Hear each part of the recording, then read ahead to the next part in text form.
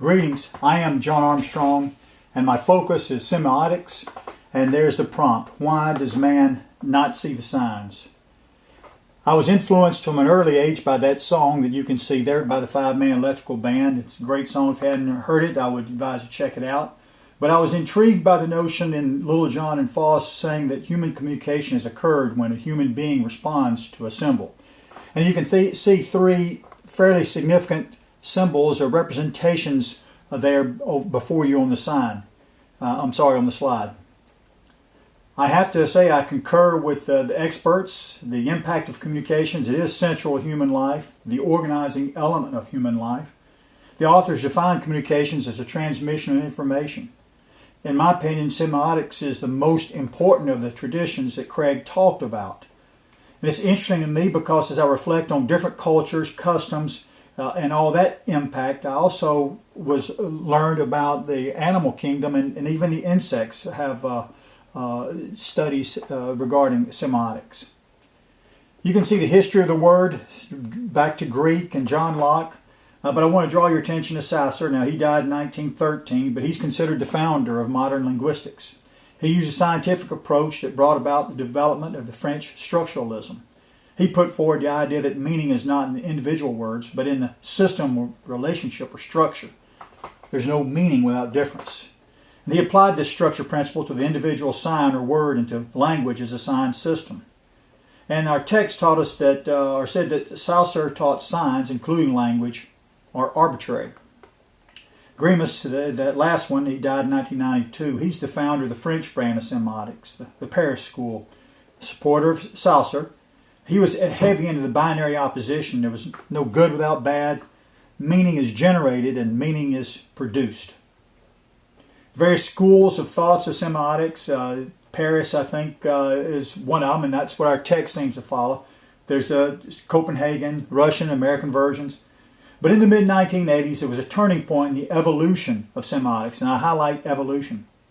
The notion of new semiotics, it did not supersede earlier research, developed alongside, but the fundamental premise there is that there can be no meaning without difference, no up without down, no hot without cold, no good without evil.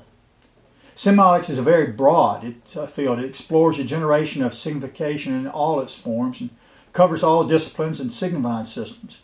It's not simply a sign system. It's greater than just semiology, which is the science that deals with signs or sign language, or the use of signs in signaling, as with the semaphore, which you see on the slide.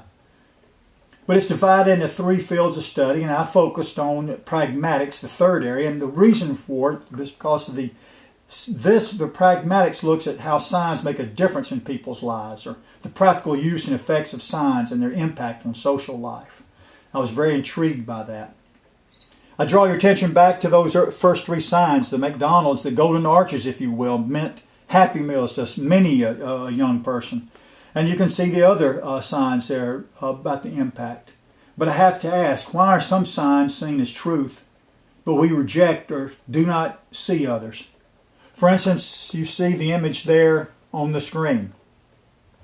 The heavens declare the glory of God, Psalms 19:1. And also one has to remember that Jesus is the light of the world. What does that mean, the symbolism there, the signs that's referring to? It's just a very what's perplexing why a comprehensive theory would avoid addressing this perspective. If we disregard the idea of absolute or objective truth, it not only demands a revision of history, but also a complete re-engineering of the way the Western world keeps track of the years. It's ironic that as this paper is being compiled, our world prepares to celebrate an event that happened over 2,000 years ago. So significant that we mark our calendars by it. The world was presented with the life and time-altering sign. You will find a baby wrapped in cloths and lying in a manger. There's something in there for us all to ponder as we near Christmas Day in the year of our Lord, 2015. What does semiotics say about all this? That's a rhetorical question. The impact of the theory on the message, though, the main thing we get is the structure and meaning, which are very significant and traces back to Saussure. But one other point about the focus on the message, or the semiotics, it's the nonverbal codes, which is keenly interesting to me, but I didn't address it here because I've been around the world, and there's so many cultural, regional, and even sexual differences that are just overwhelming.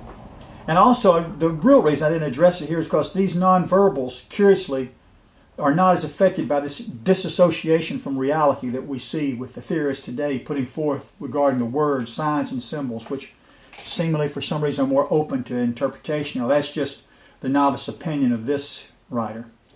As far as semiotic theory or the impact on the media, Baudrillard there, he had came up with this, and in my words, evolution of deceit. At first, he pontificated or said that the symbolic order where there's absolute clarity connecting signs and reality.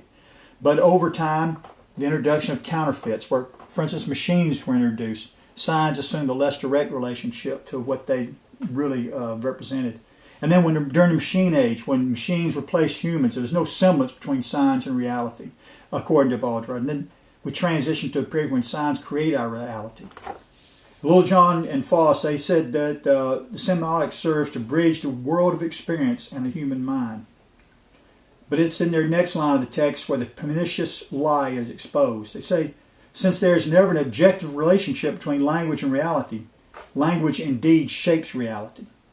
Now, Dr. Kelly rightly posits that constructivism, or what I refer to as humanism, is pervasive.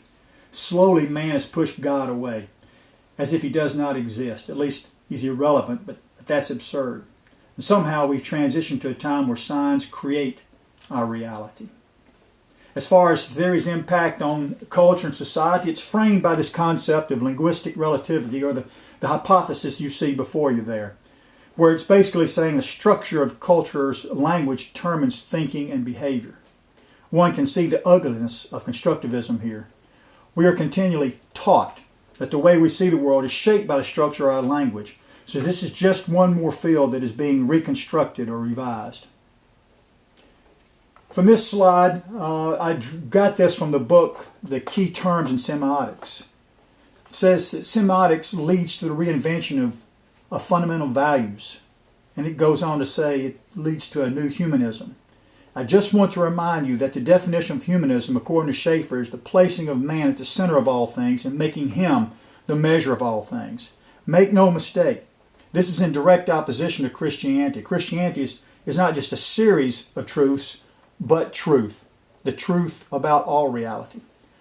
Dr. Kelly has cautioned us that this constructivism is pervasive and permeates humanities, disciplines, and social behavioral sciences. So I want to point out that our text, remember, it says that language indeed shapes reality. But do you want to know what Satan and evil look like? Some people posit that he's got to have horns, be a very ugly creature. I agree, but probably not like that. But this notion that Littlejohn and Foss posit, this language indeed shapes reality, is the face of evil in my opinion. So what's missing? Weaver, as you can see, stated this, and this taken from the book Ideas Have Consequences, a very telling title. But the denial of universals carries with it the denial of everything transcending experience, and that denial transcends or means inevitably the denial of truth. While the denial of objective truth, there's no escape from the relativism of the man being the measure of all things, and thus began the abomination of desolation appearing today as a feeling of alienation from all fixed truths. Semiotics, the counter to this, remember, it was grounded in reality, and over time it evolved. We got to think Baudrillard in reverse.